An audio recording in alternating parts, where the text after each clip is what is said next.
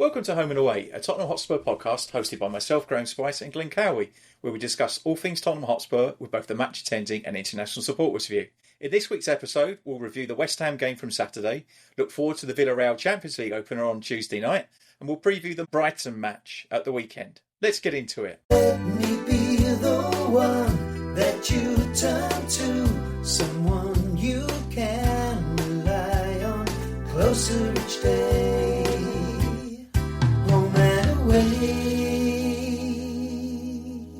Glenn, are you good? I'm good, mate. I'm good. I just shared obviously a story offline with you before we get into the review of the West Ham. My watching experience was an interesting one, given I was one of adults in charge at a scout camp, and I had kind of the best intentions, thinking I'll get back about 5 p.m. to home. I'll just keep from the score and watch it at home. Birds had me up at 5 a.m. on Sunday morning. It was a 2:30 a.m. kickoff, so I was like, oh, I'll just get up. And I got it sorted, had my iPad with me, streamed it on 4G. And I'll tell you what, as those scouts came out their tents, there's children of today being starved of screen time. They're like, what are you doing? What are you watching? What's that? And I was like, I'm watching the football. Get me on the internet now. Yeah. So, yeah, I watched it. We'll get into it in a minute. Very much enjoyed it. But you had our guest a couple of weeks ago with you, right? Thomas joined you to watch it. Thomas, who was in Vegas last week, he had a good time. And then I think he might have converted a couple of people from Boston to being Spurs fans as well. So that's quite interesting. That's another story for another podcast. So yeah, he came down in the morning. We watched the Arsenal-Forest game, which was very disappointing. Obviously, Ange is back doing what Ange does in the league, apparently. I don't think that's going to work out. Not with the I squad. don't think it is either. I think he's got the players for the attacking part, but it'll look a bit slow at the back for the high line. But we'll see. Good. I mean, not to derail this with Arsenal talk, but bloody good goal, the first goal, that volley. Yeah. And then he tried it again, didn't he? Right before half time. He did get a second goal, didn't he? Yeah, he did. But then I think immediately he tried the same kind of volley. But yeah. Anyway, sorry, I cut you off. So, and you don't think it's going to work there? Maybe. Let's be honest. If he's expecting a season to get things right and then to win something in his second season, I don't know if he's.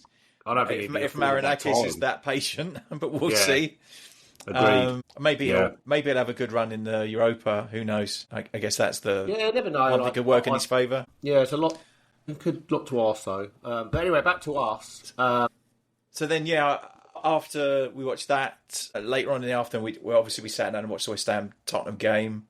Yeah, which 5:30 UK, wasn't it? Yeah, it was a good time actually. We did that, and then we went out for a curry afterwards. Great, lots of football, and a curry was a pretty good day all round. Obviously, I'm home alone, all Kevin McAllister style. My wife is in Dubai with my daughter, having a wonderful time. We've messaged; they're doing good. So yeah, it's just me and the dog basically. So. Like as I said, my viewing experience obviously sat in a camping chair watching on an iPad, which is fine. You can. It was a bit of a wobbly connection. Even it wasn't live; it was on a delay, so that's fine. It was a bit grainy at times, but I'll take it. And then obviously done the. You probably had a better view than the people in the stadium trying to watch it. Yeah, quite possibly. Yeah, indeed. With that bloody running track, and then I did my due diligence and watched the mini match once I got home on the big screen to get a full feel. Not content with watching the match live, we also watched it on Match of the Day as well. Yeah. It was an interesting one for me because we never at any time for me looked spectacular or amazing or this like fluid, attacking, crazy good team. We just looked very professional, very efficient. We're here to do a job, organised, get the 3 points, and we piss off. That's what it struck me as. Like just a very... Everyone did their job and we took the points and we went home. Thank you very much. See you later. Exactly. Yeah. The red card... Well, actually, before I talk about red card refereeing decisions, what did you make of the Romero disallowed goal? It was a goal. Every single person I've seen who's seen it says if that's now a free kick, then there will never be another. That's all we'll see for every corner. If anything, Van der Ven was the one being fouled. And he was fouled later on as well. He was being wrestled held to the ground, yeah. Yeah. It's just, it was awful. Free header for Romero, and I was very confused. I can't believe that it went to VAR and they still backed up the referee. Yeah, not for me. If it hadn't have been 3-0, I might have been a bit more pissed off about it. But, actually, do you know what's really annoying? If they'd have given that goal, we'd have gone top above Arsenal. Yeah, I know, because it would have been goal different. Yeah. Yeah, frustrating. But I didn't. I thought the refereeing generally was really poor. He was awful. Not at all a fan of him. Yeah, I wouldn't disagree with you there. And then obviously the other decision I was going to mention, the red card. He had to give it, really, didn't he? He did. As strange as it's going to sound, I'm more of a defensive player, right? Be it 11-a-side when I was a kid or 5-a-side more now and I've been a grown-up. We've all done that, and you don't mean it. Oh, yeah, there was no malice in it for me. Yeah. But, yeah. I mean, it was dangerous. It was dangerous. And, I mean, so much so, Polinia, I mean, his sock was all ripped, open. Wasn't it? Yeah. So it could have been really... I actually think he's quite a decent player, and I was a bit gutted for him, but it was definitely a red. But let's make no bones, that red didn't mean that we won. It didn't dictate the outcome of the match. It helped, but we would have won it anyway. I think we were belligerent, weren't we? We just continued to grind them down.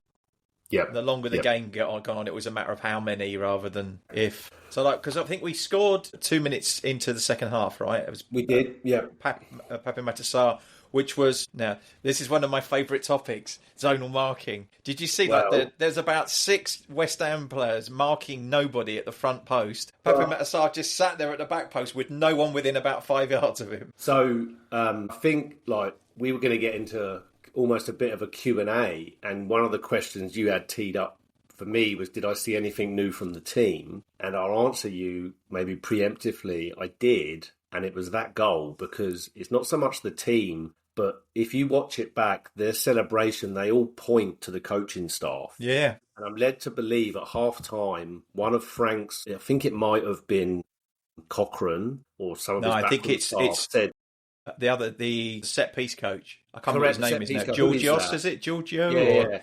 But he said the back post. Attack the back post. We will get joy from doing that. And then we did 2 minutes later, bosh. There you go. They all pointed. And look, not to go on. We talked about Ange a bit ago. But if there's one thing he was poor at, was kind of changing things in game, and he sat on his thumbs a bit. And he never showed any interest in set pieces. Correct. Defending or attacking. A coaching team who was spotting that weakness and saying target the back post, and then it comes off and we score. That for me was It wasn't the only time either. They didn't change the way they defended. Nah. They carried on marking heavily loaded on the front post. I suppose they were trying to stop flick-ons, but didn't need 6 of them. Correct. In that spirit, is there anything that you noticed, Graham, new from the team or just the approach in general? Well, there's definitely a persistence with the long throw, right? So again, another kind of set piece. Take them. Yeah. I guess Bergvall's just so lanky. He's got a good lever to get the ball in the box, and it was dangerous as well. Because we get a few taller players in the box, and I also noticed that I think after a couple of players went off for West Ham, but they weren't a very tall team. So I think they struggle quite a lot because of that as well. Yeah. But yeah, I can't remember what his name is, but their left back, I can't remember his name. Well, did they just recently sign him? Diop. Yeah, he was decent. He was a good player. Yeah. He kept Kudos quite quiet. Kudos. Yeah, he's only 20. Kudos to Kudos. Yeah, they signed him, Slavia Prague, they signed him this summer. Yeah, he's not a bad player. On that, look, the predictable booing every time he touched the ball, but he played all right. I think he played quite well. He played quite well, but again, it goes back to my whole overall assessment of the team. He played quite well, much like everybody else did, without being outstanding or spectacular. Yeah, he wasn't at his best. But what did you make of Xavi Simons' debut? All right, it was involved. Yeah, nothing negative really to say about it. There's nothing to really set the pulse racing or anything, but I thought he did all right. I thought he was. There was one passage of play. He got the assist. He got an assist, of course. Yes. There was one passage of play. I can't remember exactly when it happened in the game, but I think it was in the second half, where he had drifted into the middle and almost took a bit of a number 10 role. He had the ball, and you could just see the player's vision. He played it, and no one was there. But him doing that, he played it in a space where someone should have been. And he seems to just be that step ahead and that clever player. Everyone needs to catch up with him. Yeah, and he looked so frustrated. Like when the camera cut to him, it was like, you were in. Someone should be there, type of thing. But he was playing on the left, of course. So arguably, he was trying to pass to himself. Yeah. There's a bit of a limitation in that. Yeah. And I think that's. I think it just depends on whether we will persevere with him on the left for the time being. I think it'll depend on who we're playing a lot. Actually, West Ham they didn't sit that deep. They didn't press really. Well, certainly in the second half, they were hardly pressing at all. I think by that stage they'd kind of given up. But especially when they went down to 10, of course. I think maybe in some games he'll be more necessary in the central role. But then we're kind of probably looking at Odegaard or Tell then on the left, aren't we? If we do that. On that player, Tell, do you think that was a bit of a pity start for him, knowing that he's not in the Champions League squad? Maybe. I don't know. I mean, definitely we're going to have to do squad rotation, right? We're going to play in 4 tournaments this season. We need to balance the squad, and hopefully, if we do it well, and when you think about it, right, we made a few changes there. We managed to rest Bentancur as well, and then Richarlison didn't play a full match. He played 10 minutes at the end or something. So being able to rest players means they're less at risk of getting injured as well. So hopefully, if we can find a balance and continue to win games with some consistency and rotate players through some of those matches, then I think it will really help us. We really want to get to kind of like the December period without too many injuries, right? And we've got injuries at the moment, but these are still ones from last season that haven't come good yet. I mean, apparently Solanke's close, but then I've been hearing that since about July. So maybe we just wait on that one. I've seen Dragosin back in training as well. So we've got, maybe players will start to come back and we'll have a bit of depth, which will be great. Options. But we still don't have I don't think, what I would consider a current first team left winger. I think the players we've got are not, they may be like understudy level for what we really need. It's that Savinho would have been that position, really, isn't it? Yeah. That would have really elevated us. We'd have had a full 3 behind a striker that would be probably in tune with each other. Yeah. Similarly on the same wavelength. We'll see. Yeah. Just going back to the other couple of goals there, so obviously the Romero assist for the Bergvall header, really clever goal. Such a great goal. Yeah. What really, a header. Sometimes you have to remind yourself, he's 19. Look at his eyes. Look at his eyes when he heads it. He knows exactly what he's doing. Did you say that? I think someone told me, is it you that told me that's his 50th match? Yeah. For Tottenham. It's in just over a season. That's mad, isn't it? Yeah, so really, good. I'm really happy for him too because he had a good game as well. He did, yeah. And then the third goal, like Van der Ven, but finishing. I mean, that strikers will be proud of that finish. Yeah. You know, but was it Bergvall for the assist for that as well? Was he? Yes, did he? It was. Yeah. I thought it was. Yeah. So he got assisted. I mean, I got to be honest. I think he was dribbling into the box and he went round one person and then he kind of lost it a bit and kind of stuck a toe out, and where he stuck the toe out, it kind of just rolled nicely to Van der Ven, who then slotted it home. So that was great finish. Yeah, and really great kind finish. Of took all the. We'll get into it in next week's episode, I'm sure, but just talking about squad and game load and such. Obviously we've got Doncaster Rovers on Wednesday week, it'll be really interesting to me to just see what he does, because there's an argument to be made there. You do not need to pick all the kids. You can play a somewhat second string, which is still a fairly strong side. So it'll be interesting what he does there. Gray, I can see playing. Gray will play. Have something like Danso. Yeah, Davies. Probably, depending on whether Udogie plays. I think Davies in for me in that game. Yeah, quite possibly. And then whether Udogie plays or... Yeah, because he came on, of course, didn't he, against West Ham? Him or Spence, I guess one of them. And then Kinski in goal, you'd expect. Yeah. I mean, we can... Getting ahead of ourselves with that. We can still put out a pretty strong team. That's what I think that's the good thing. Yeah, I think now, so. right? And that's the point, isn't it? Yeah. I mean, like, when you think we've got Richarlison and maybe Solanke back by then, and Moani, and then we've got Tell, we've got Odegaard, we've got Brennan Johnson. We've got good options. we could put together a pretty decent team. My worry always is that we have never been a team that adapts well to a lot of changes in cup competitions. I've seen us make like a raft of changes and then absolutely shit the bed too many times to be confident of us winning against Doncaster with a much changed team. Massive Maybe game. half the team, something like that, like 5 or 6 players. I read somewhere that their ticket, they did like an online thing to buy tickets and it crashed because of the interest. Really? Wow. That doesn't surprise me. Yeah. But no, I mean, it'll be interesting to see what he does. Just closing out the West Ham game, who was your player of the match? Like, who did you feel that was like a stand above everybody else in terms of performance? I think for me, all round game, Bergvall was amazing. Really, really good. Special note for Romero, who was really solid defensively again. That, but also for the pass for Bergvall's goal was exquisite, wasn't it? What a floated ball just in behind the defender. Caught the back line perfectly. And Bergvall's run was so well timed. I mean, it was literally on the shoulder, wasn't it? It was great. Yeah, I wouldn't disagree with you there on player of the match. I thought he was everywhere. He's strong. I think he got the TV man of the match as well. Yeah. Not that I put much. When you've got Alan Smith in the studio giving it, he needs to be banned from all Spurs games. That guy. Yeah, he's not as bad as Lee Dixon, I suppose. There is that. Yeah, indeed. But indeed. If we're talking about a very low bar. Yeah. But overall, good performance, good 3 points. Only 1 goal conceded in the Premier League. 4 games in. We take that. You know, he seems to have sorted that out, which has been great. And I think we have some kind of record, 87 games played, and we haven't had a 0-0. Yeah. Like, I saw some stat somewhere. Even better, and I think it's Pedro Porro. 67 matches, I think he's played, and I think maybe it's more than that. Anyway, I can't remember which number. The stat is basically he's never been involved in a 0-0 draw.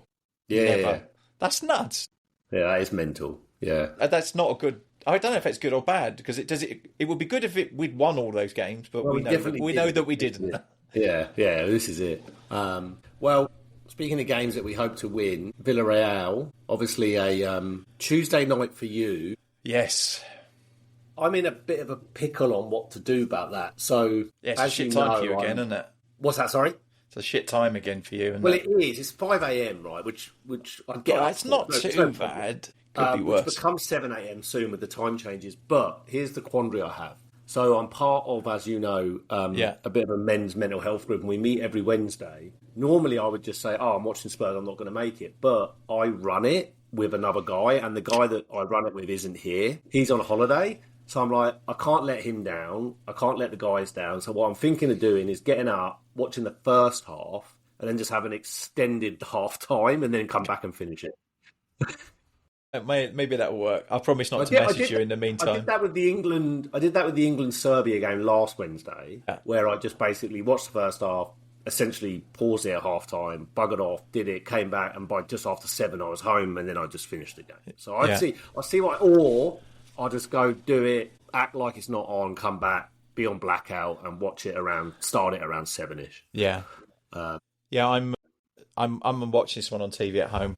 So not going this week because. Well, of course, with the league phase, do we have 4 home games, 4 away games essentially? I think it is. Yeah, they go all the way through to January again, don't they? I think. Well, this is it. So there's plenty of opportunity, and I was sceptical on how that league phase thing was going to work with Champions League and Europa League, but Champions League, particularly last season, it actually added excitement because that last league game phase, there was like a lot on the line. Yeah. People were dropping out, people were dropping in, and the team that won the league in the Champions League ended up going out in the round 16. It was Liverpool. They lost PSG. Yeah. So it showed you that it did create a bit of parity, if you like.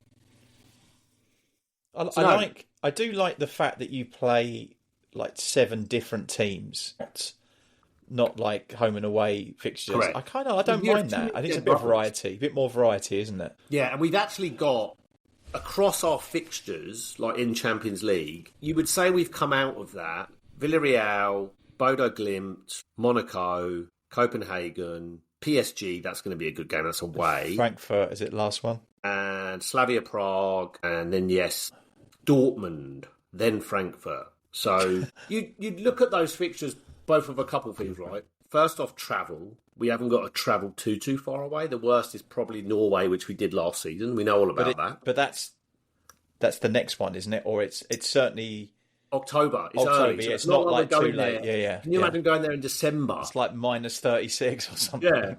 So I'm glad that's happening in October. The pitch is being flamed to try and kind of warm it up a bit. And for our viewers and listeners, we will be getting Mugner back on for that. Yes, that would be great. He was good value. We've come out of it okay, I think. But Villarreal at home, I think we'd all have taken this as a first Champions League game in a few seasons. A couple of ex-Spurs. Well, one ex-Spurs. Or two, but one won't play. So you've got Juan Foyth, and then you've got Manuel Solomon, but he won't play because he's on loan. Yeah. And then we've got... Let's be careful for legal reasons what we say about the second one. Yeah, we're just going to play. There's a guy called Thomas who played for Arsenal. We'll move on from that. And then Perez, ex-Newcastle and Leicester. Yeah. So, look, we're at home. It's under the lights. Do you know what I hope we do, Graham? I hope we wear all white. I love us in all white kit in European night. Is there something about it? I think we will. I think usually we do. And we're home, so it's a white kit. So I just wish we wore that all the time. Like, I think it just looks better. I do like it, So... We've got a few familiar faces coming back to obviously from Premier League and ex-Arsenal and ex-Spurs. We've covered this a bit already when we did the review of West Ham, but Solanke obviously out, Suma's out, but he's not going to feature anyway. I think he'd be gone soon. He's not in the Champions League squad, is he? Anyway, squad, So I don't think Kulusevski or I think all of those. He was sent Kulusevski, Jackson, Maddison. Then none of them are in the squad because it wasn't worth putting them in because they'd be out for so long, and then Tell because we just didn't have the numbers. Well, did he look at Tell or Moani? Right, it would have been between those two, and I think he said, "Look, Moani gets the nod for the." Yeah, and then you might see. Do you reckon he'd start him in Champions League, Moani? I mean, he was on the bench. No, I'd see no reason why not if he's fit enough. He made the bet. He was at the bench, and maybe give him 60 minutes. See how he gets on. We can always bring Richarlison on. I think Bentancur plays. Yeah, I think he'll play as well. I think he comes in for Sarr, even though Sarr's been very good. Yeah, I think just to mix it up a bit, give everyone game time. I think Udogie plays left back. Yep, wouldn't disagree with that. Did you see his hair? Yeah. It's like he thinks he's like copying Jed Spence. It's like well, it was weird. Who's that? Oh, it's same. I did exactly the same. When they cut to him, I thought it was Moani for a moment. I go, "Oh, is that Moani?" And I was like, "Oh no, it's Udogie." What? What I wanted to look at actually, which I can pull up now, is what kind of a season in La Liga are they having in terms of their form? Away matches, they've won 2, drawn 1, lost 1. Okay. They've lost 1, drawn 1 away, I think. That's all I saw. I didn't put too much into... But they're quite a counter-attacking team from what I've read. Yeah. So the good thing about that is we're not playing a really high line and putting ourselves at a lot of risk anymore. So I think we should be able to cope with them. A player I've just noticed, which wasn't on the list of familiar faces from them up the road, is it the same Nicolas Pepe? Was he at Arsenal? He was, yes, it is him. Was he? Remember Nicolas Pepe? He signed for Arsenal with like record-breaking transfer in 2019, but then he wasn't very good, and he's bounced around on a fruit. He's bounced around on a few loans, and now he's at Villarreal. Oh. Yeah. Okay, I didn't know. I'm not sure why I didn't pick that one out. I recognised the name, but I wouldn't have. Yeah. He must have played that frequently for Arsenal that I didn't even remember. Yeah, him. I was like, oh, I know that name. But, so counter-attack, I mean, it would be lovely to get off with a win, right?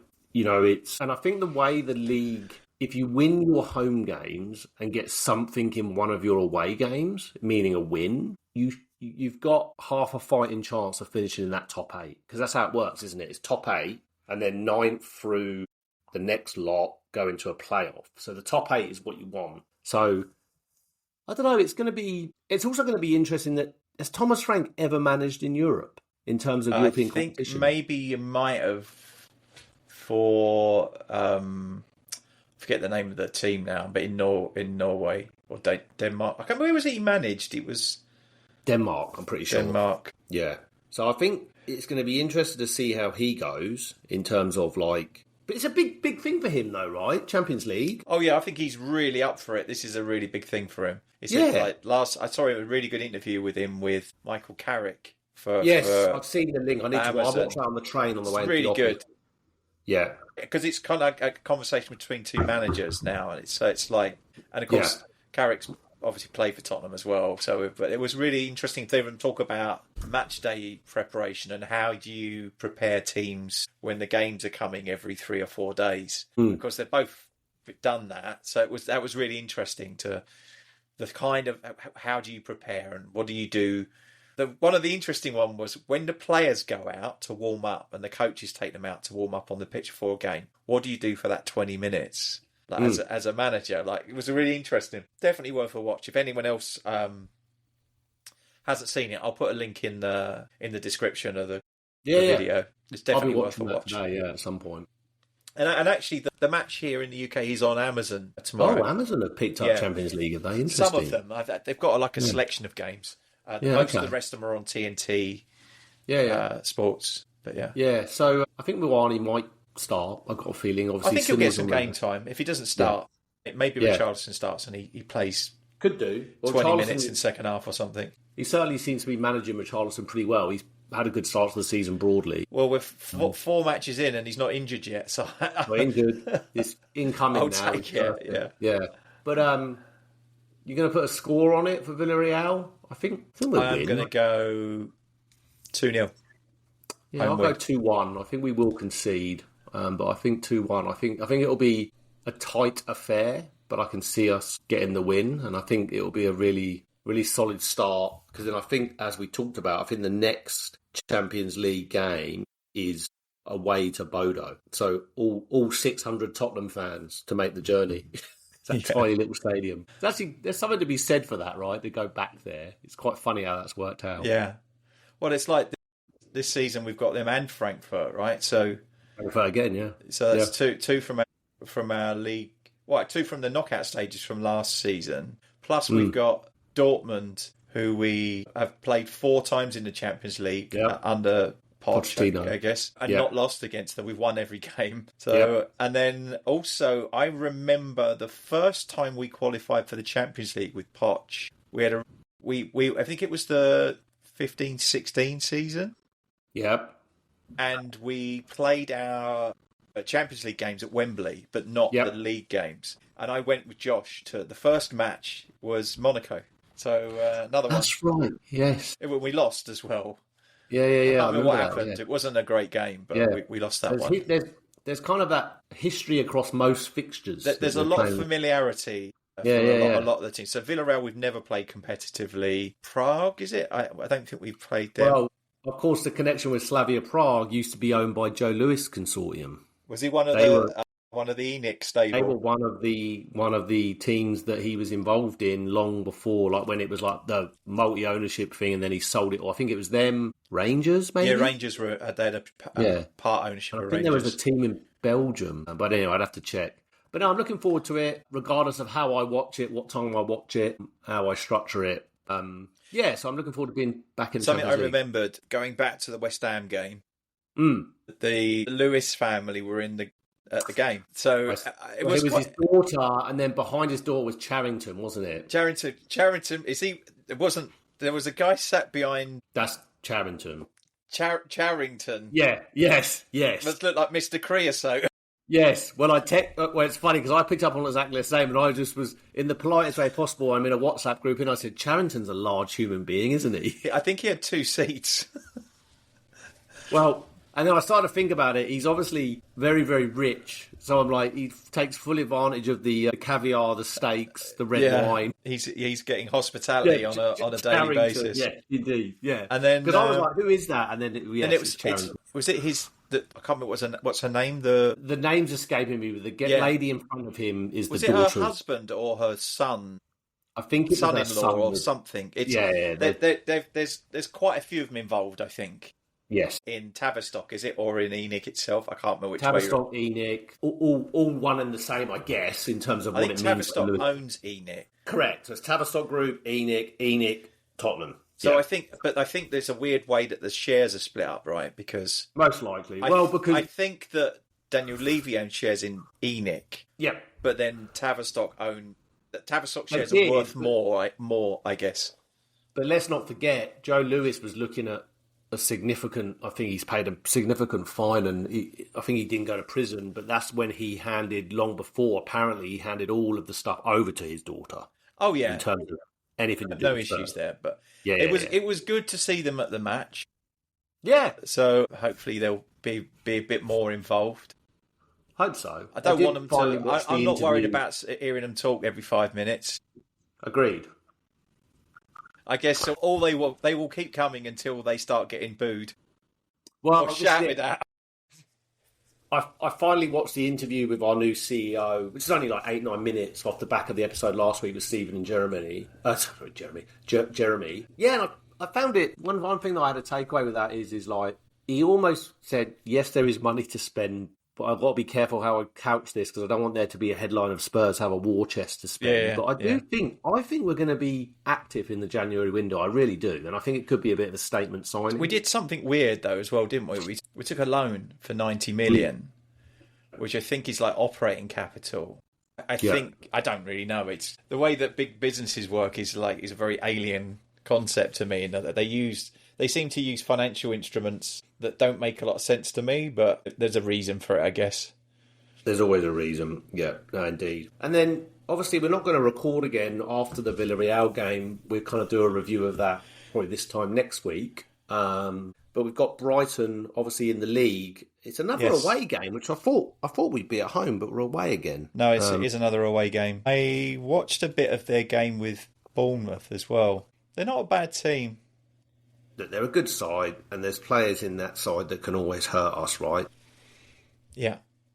They do keep selling them, though. Eventually, their luck's got to run out with that production line of replacement players, though, right? I really like Minter and Matoma. Matoma's a good player. Matoma is just a beautiful footballer. Yeah. I would love him to come in and be our left winger. Brilliant player. I just love watching him play. He's a real magician. And James Milner, 40. Is he 40 years young? How old is he? He's 39. He's going to be 40 in January, which is crazy. Yeah, I mean, he's had an incredible career, hasn't he?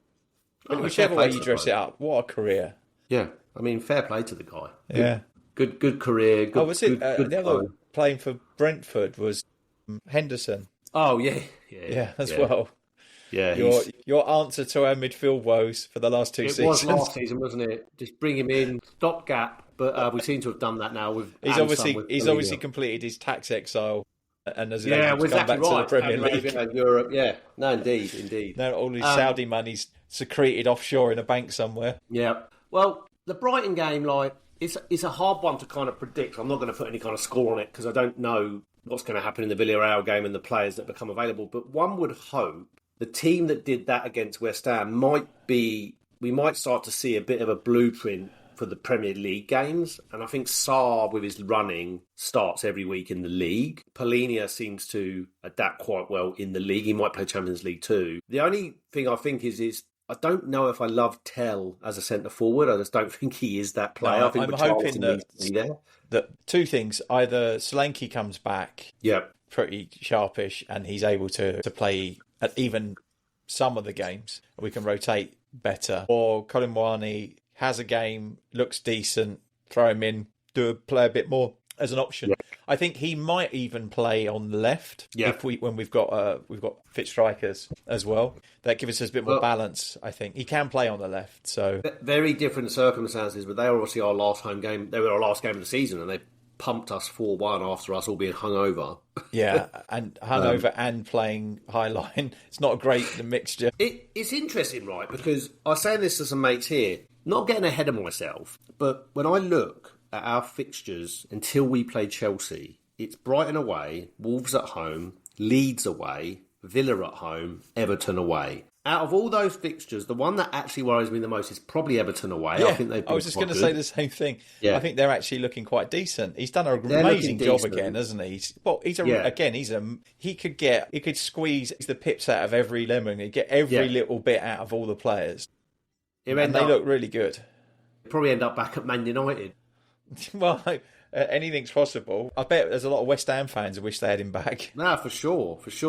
But Again. where I'm going with that is, it's not so much about our fixtures, which I think are all games that we can go and get something. It's the games that other teams are playing where they could take points off one another, right? Yeah. So it's, we could, I'm not getting ahead of myself, we could be really well placed. By the time we meet Chelsea in early November, there's nothing to suggest that we couldn't be... We've got Arsenal shortly after as well, haven't we? Yeah, November's a bastard of a month from a fixture. Thunder bastard. Chelsea at home, Man United at home, which who knows what we get with that, could be a new manager. And then Arsenal away, then PSG away. Yeah, that's a month. I think actually it'd be nice to be able to rotate a few players against Man U. Yes. So do you think he can't be gone by then? Can he? Although I feel like he's defeated already, and his interviews are like, "I'm not going to change. Sack me." I don't get it. It's almost like he's willing them to get rid of him. Don't get me wrong. Long let the chaos reign. I couldn't give a shit. I think he's... I think they've made terrible buys. I mean, they're not bad totally players. agree. They haven't bought bad players, but they've bought players in areas where they had players, 100%. and they've left massive gaping holes in the squad in other areas. So it just doesn't... Like, I say I couldn't give a shit. I clearly do give a shit because I'm talking about it in the context of I'd be quite happy for them to continue to be poor because I was sick of them being so good for basically all of my childhood and some. And even they're due a bit of karma, aren't they? They are, but even in their bad spell, they still were winning trophies. They were picking up League Cups, FA Cups. So it wasn't like, you know what I mean? If you look at what they won in the last 7 years as a Spurs fan, you'd be like, I'll be happy with that. But anyway. Yeah, I mean, this is the thing, isn't it? I don't know if it is all Amorim, but it's obviously not working. I don't think he's been backed, but again, I don't. They to your point, right? I said this to a Man United fan here when I watched the Manchester derby yesterday, certainly Monday morning for me. I texted him and I said, it's not like exactly what you just said. It's not that you've bought bad players. Like the players you've brought, Cunha and Mbeumo, Sesko, they're clearly good players. But when you're watching Harry Maguire and Luke Shaw being turned inside out by Haaland, there's your problem. Yeah. Yeah, and also they haven't really got any defensive shield. They're really missing a six. At all, yeah. And then you've got Bruno Fernandes is not a central midfielder. He's a luxury number 10. And you can't play him when you're playing a front three of Sesko because it just doesn't work. There's just too many offensive players on the pitch all getting in each other's way. So they are... a friend of mine, Andy, he sometimes listens to the pod. He's a Man U fan. And he's a bit disillusioned with it all at the moment. It's quite difficult to really pinpoint. It still feels like there's not like a togetherness between the kind of management of the club and the team. It all feels a bit fragmented to me. Well, I listened to and he's quite good. I listened to the new Wayne Rooney show, the podcast he's doing now. And he basically touched on it, he went into quite a bit of detail, but he said basically, I think since Amaran has joined, if you aggregate the points gained across the number of games, it's 1 point a game. And he said, that's relegation. He goes, like, you'd fire managers for less. Yeah. I mean, so yeah. Yeah, anyway, back to Spurs. As I said, Brighton game, I don't know, maybe I will put a prediction on it. So do you think, about the Brighton game, yeah. Do you think he'll rotate again? Yeah, well, what I think pending any injuries and maybe not Tell starting, instead it might be Richarlison. I think we see what we saw away to West Ham. I really do. I think we see that team. I think that is kind of the blueprint. This assumes Van der Ven, Romero, Porro come through okay against Villarreal. I think Spence is probably rested against Villarreal. And to your point, Udogie comes in. I think the midfield changes with Bentancur coming in for Sarr against Villarreal. Therefore, that means Sarr starts away to Brighton. I think Xavi Simons plays both games. Either that or Bentancur comes in for Bergvall. Maybe. But Sarr plays a more advanced role.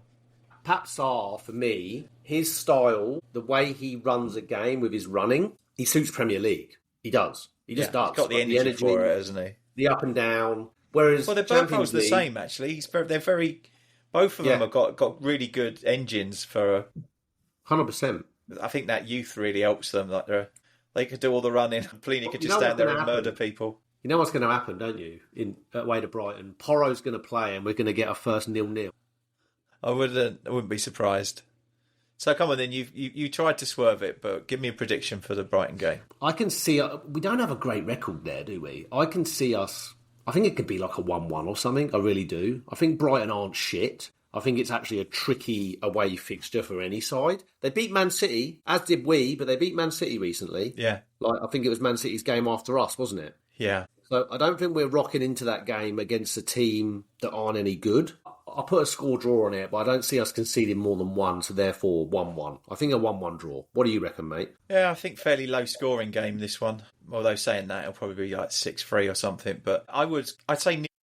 Yeah, here we go. 0-0. Just to give you context, and our listeners and viewers context, the last time we won away there was October 9th, 2022. So we lost 4-2 2023, we lost 3-2 in 2024, and then we lost at home to them last game of last season, so 4-1. So we don't travel tremendously well there, and they're not rubbish. This is the thing, right? No. They're not little old Brighton. They're a good team. No, they are. And I like their manager, decent. actually. I think he's a good manager.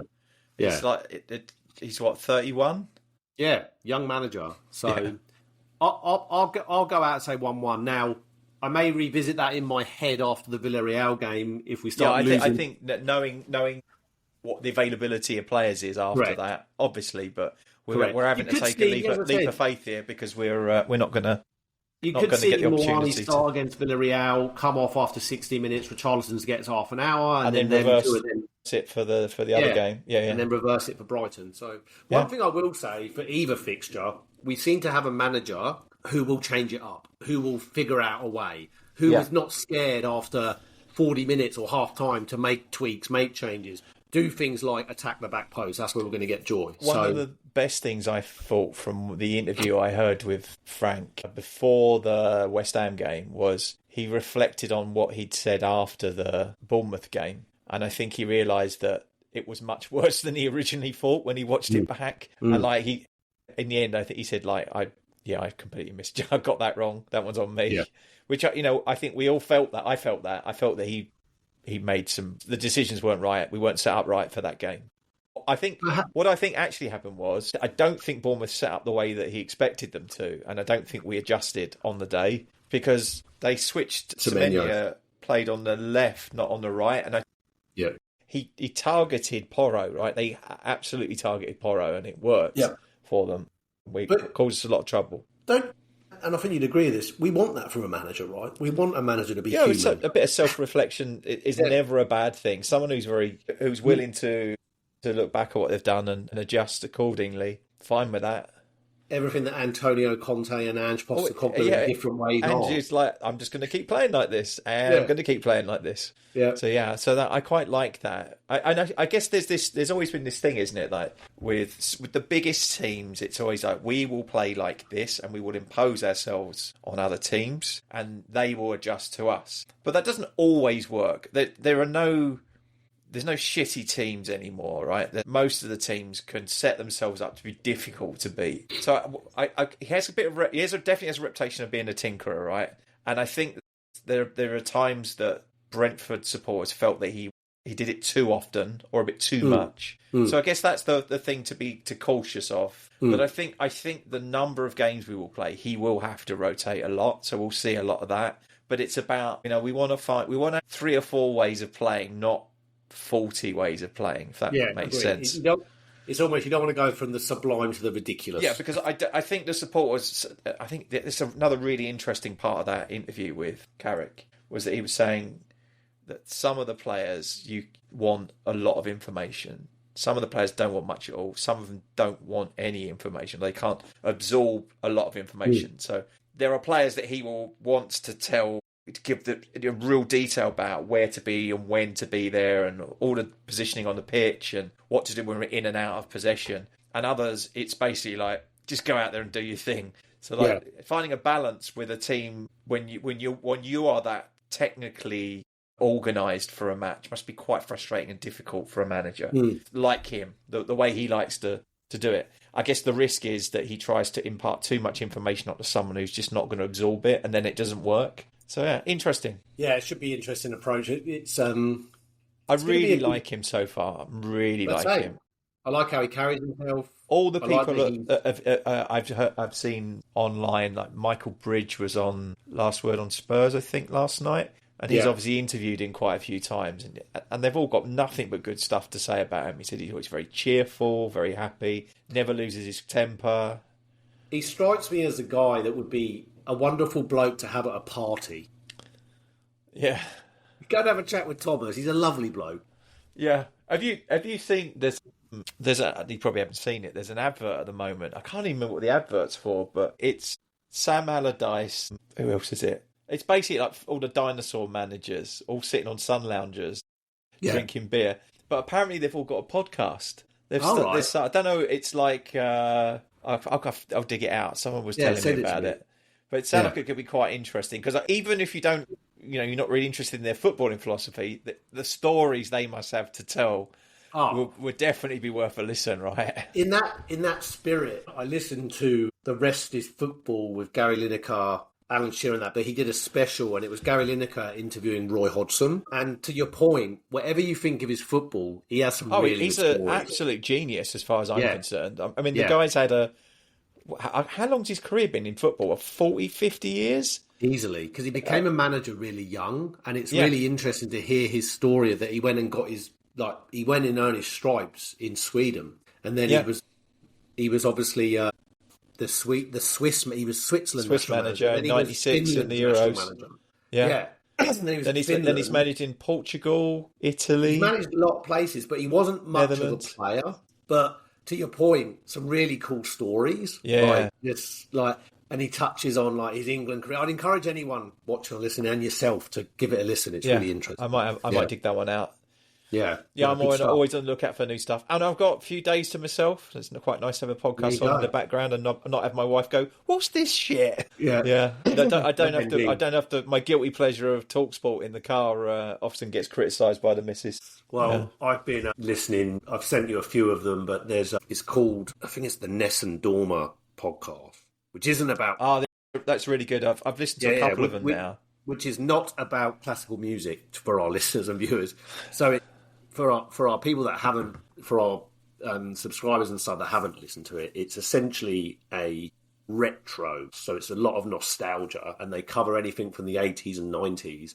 So they did a whole episode 1 to, I think there was episode 1 to 6 on Euro 96, and they did one on Italia 90 where they talk about the round of the group stage, round 16, but then they did a really interesting one recently where it was Italia 90. Look, this is me nerding out, but it was the concept of Italia 90 if Cameroon had not beaten Argentina in the first game, and the permutations of what that meant for who people met. And then they predicted that, and it was really quite an interesting listen because he was like, "Oh, okay, yeah, that would have happened." And I think it would have lined up that England would have played Argentina in the semi-final, not Germany. Wow.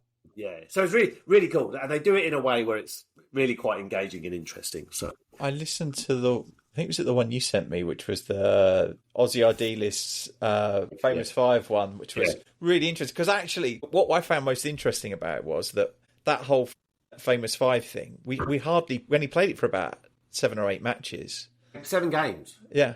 And it almost goes down in history that was the season. It was only 7 games. Yeah. But the rest of the season died on its arse shortly after that. And he was gone by November, wasn't he? I think it was Jerry Francis came in, and then we obviously he did an incredible job turning that around, finding a balance in the squad. When Jerry Francis came in, we weren't in the FA Cup because we'd been banned. Yeah, because that was the season that was it also the season where we were fighting the points deduction? Correct. We got them both overturned, but then what was amazing was the FA Cup in particular, we got to semi-final, and then everyone was saying they were banned and they're going to go on to win it. And I went with my dad to every round of that FA Cup run, which is great memories as a kid. Right? And then we got absolutely pumped by Everton. Weirdly, at Ellen Road is where the game was held. That's when the semis were in neutral grounds, but that's very neutral. Right? They were always at Villa Park. Villa Park. That would have been a much more obvious choice. For some reason, they picked Ellen Road. What was the other semi? Man United. I can't remember. It would have been Man United against somebody.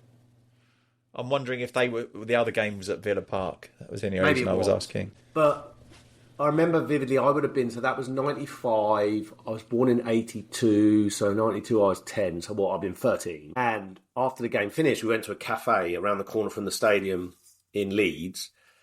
And Dad was like, look, we're going to get you something to eat. So we went into the cafe and it was mostly Tottenham fans. And this Yorkshire lass came around to take our order. But before she did that, she took the order from the table to the left of us. And she goes, hello, love, can I take your order?